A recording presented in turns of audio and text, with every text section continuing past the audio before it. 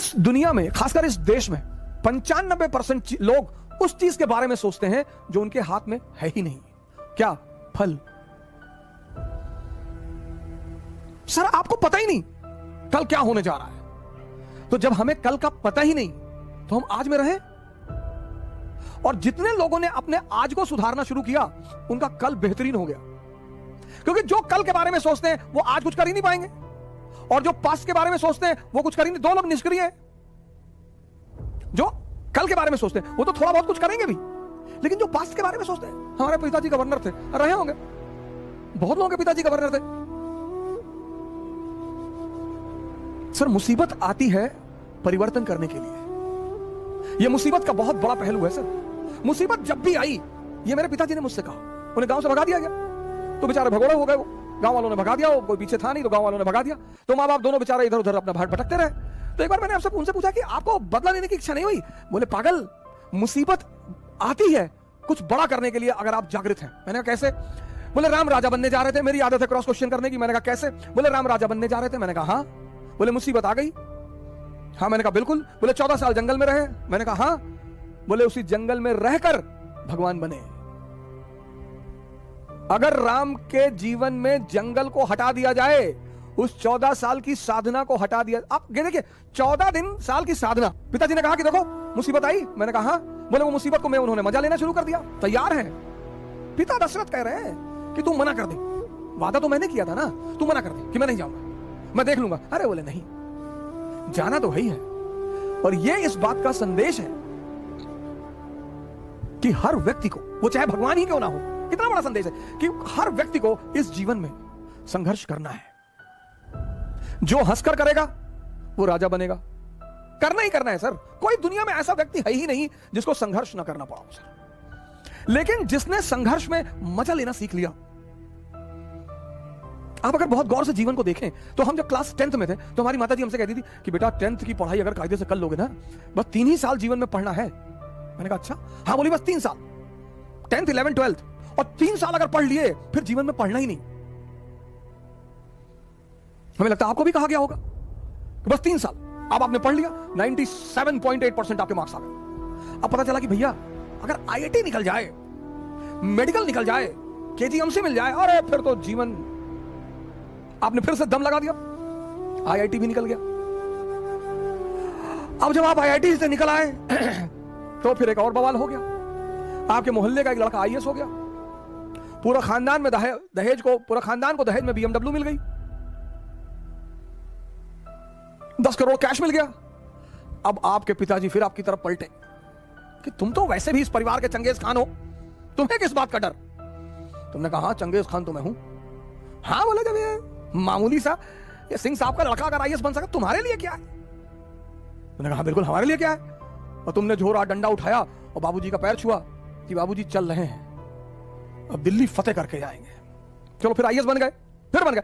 आप देखो जिंदगी में कहीं भी संघर्ष खत्म नहीं हो रहा है, रूप बदलते जा रहे हैं, रूप। कहीं भी संघर्ष, फिर यह हुआ कि भाई IAS बन गए, अब चलो शादी हो गई, मजा आएगा।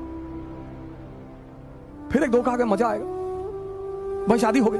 फिर 6-7 महीने अपना आनंदित हुए, घूमे टहले, और बड़ी बधाइयां आई, और ये आया और वो आया, फिर बच्चे हो गए, फिर एक नया संघर्ष शुरू हो गया,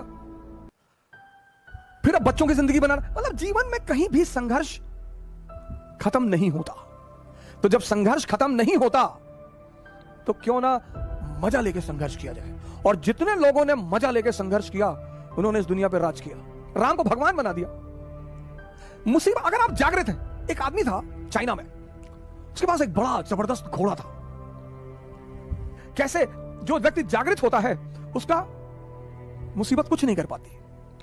बहुत बड़ा नियम है जागृति सर, होश में रहना बहुत बड़ा नियम है।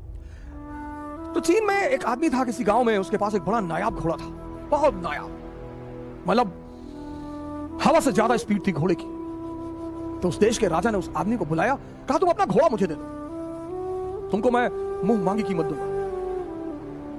उस आदमी ने कहा कि सरकार घोड़ा तो ना बेचेंगे। अरे लोगों ने समझाया कि पागल हो, तुम क्या करोगे घोड़े का, और इतना पैसा राजा तुमको दे रहा, भेज दो। अरे उसने कहा यार तुम लोग क्यों मेरे पीछे पड़े हो, जाओ अपना काम करो, हम नहीं फायदा ले रहे ना, जाओ।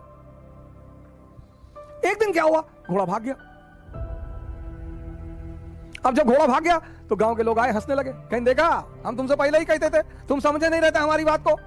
अरे उसने कहा बड़ा भाई घटना सिर्फ इतनी है कि घोड़ा भाग गया है, बस, इसमें ज्यादा चिंता करने की बात नहीं है। वो चला गया तो चला गया, मैं क्या करूं? जी पागल, तुम्हारा नुकसान हो गया? बोला कोई नुकसान नहीं हुआ। 10-15 दिन बीता, एक दिन घोड़ा वापस आ गया और अपने साथ 20 घोड़े और लाया अपनी तरह के। गांव वाले फिर आए, कहीं बेटा तुम बहुत चालाक आदमी हो, तुमको पता था कि कुछ कांड करने गया है ये, बड़ा बढ़िया यार, तुम तो बड़े फायदे में हो यार, पहले तो अकेले था अब तो 20 ले आया। उन्होंने कहा यार तुम लोग राय देने क्यों चले आते हो यार बार बार? अरे घोड़ा चला गया था, आ गया, अपने साथ 20 घोड़ा और ले आया, घटना बस इतनी है, इसमें बहुत ज्यादा खुशी होने की कोई बात नहीं। पड़ोसी राज्य ने उस रात पर हमला कर दिया। अब वो जो 9 घोड़े आए थे उसमें से एक घोड़े को इस किसान का बेटा ट्रेन कर रहा था, घोड़े से गिरा, उसका दोनों पैर टूट गया। गांव वाले फिर आए, ये बड़ा बुरा हुआ यार, बताओ तुम्हारे लड़के का दोनों पैर ही टूट गया। बोले यार तुम लोग शांत नहीं रह सकते हो, अपना निर्णय अपने पास नहीं रख सकते हो। ठीक है यार, पैर टूट गया, देखेंगे, भगवान कुछ करना चाहता होगा, अच्छी बात है, जाने दो। उसी वक्त पड़ोसी राज्य ने इस राज्य पर हमला कर दिया। गांव के जितने भी जवान लड़के थे सब सेना में बुला लिए गए, सिर्फ किसान का बेटा बचा क्योंकि उसके पैर टूटे हुए थे। हम किसी भी घटना पर तुरंत निर्णय ले लेते हैं। आपको भगवान के निर्णय के बारे में क्या पता सर? सर हर मुसीबत कुछ जीवन में परिवर्तन करने के लिए आती है सर, अगर आप जागृत हैं तो। क्योंकि पिताजी कहते थे कि बेटा हम तो मध्यम वर्ग के लोग हैं, हमारे पास खोने को कुछ नहीं है।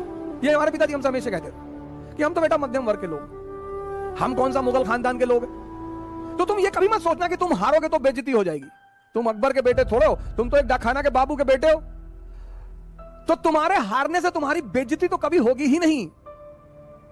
तारीफ कुछ लोग जरूर करेंगे कि फलाने का लड़का लड़ाई किया। आपको क्या डरने की जरूरत है सर? आप क्यों सोचते हैं मेरी बेइज्जती होने दो सर, कि लोग मेरे ऊपर हंसेंगे। लोग सिर्फ मुर्दे पर नहीं हंसते, जो जिंदा है उस पर तो लोग हंसेंगे ही सर। अगर लोग आपके ऊपर हंस रहे हैं इसका मतलब आप जिंदा हैं। अगर लोग आपको पीठ पीछे गाली दे रहे हैं इसका मतलब आपने चमकना शुरू कर दिया है। अगर लोग आपकी आलोचना कर रहे हैं तो आप कहीं बहुत आगे बढ़ रहे हैं सर। ये सब दिशा सूचक यंत्र हैं, गाली, आलोचना। पर हमारे मिडिल क्लास के पेरेंट्स हमको बहुत डराते हैं, बहुत पेरेंट्स को, बेटा बेइज्जती मत कराना, मैं तुगलक वंश के हो, बेइज्जती मत कराना, कि मौर्य वंश के हो। अंबेडकर की बेइज्जती हुई, उन्होंने मजा लिया, भगवान बन गए। गांधी की बेइज्जती हुई, उन्होंने मजा लिया, भगवान बन गए।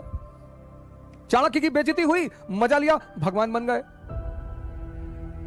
बेइज्जती तो बहुत जरूरी चीज है सर जीवन में, वो ऑक्सीजन पैदा करती है, ऑक्सीजन, जज्बा, टेम्परामेंट।